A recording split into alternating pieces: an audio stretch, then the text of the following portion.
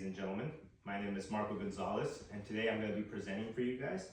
Before I commence, I'm going to go ahead and do a little exercise across the room. So I'm going to ask you guys between two choices, and we're going to go from drinks, main course, and the side dish. I'm interested to see what you guys would decide over. So for drink, you have a choice of soda or water. Soda. Okay, so we got soda across the board. Now for your main course, you got pizza or chicken breast? Pizza. All right. And for your side dish, would you like French fries or a fruit cup? French fries. French fries. Well, those are very excellent choices. In fact, those are probably the choices that most Americans make on a daily basis. And they are very excellent when it comes to taste. But are they the best and most beneficial for what's going on inside of your bodies? Today I'm going to go ahead and be covering regarding making healthy, conscious decisions.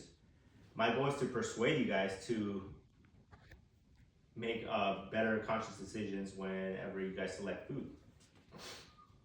So my first key point that I'm going to be discussing is the influence or justification that we use to indulge or make poor healthy choices whenever it comes to choosing those meals.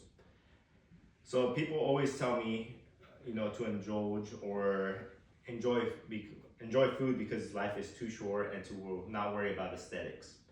So whenever I hear that, I agree to a certain extent.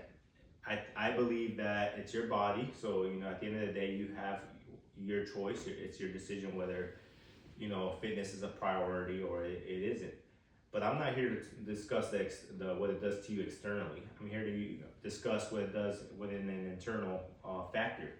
So we have our bodies are composed of organs. Those organs need to be fueled. Whenever we have poor eating habits, we are at risk of certain diseases, right? So obesity, heart condition, stroke, and even cancer, to name a few. These have all been linked to a poor, healthy lifestyle, and that includes the way you eat.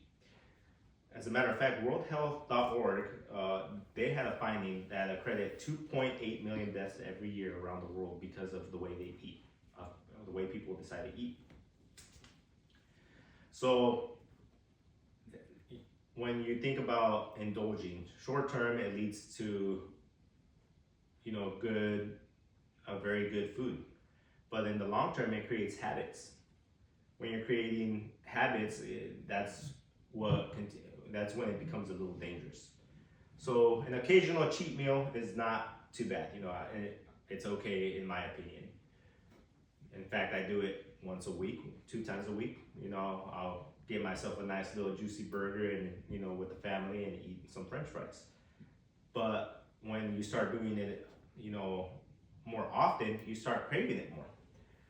Registered dietitian Shayna Komar wrote it in a Piedmont article, and she actually describes what these companies are doing to keep you guys hooked with these cravings.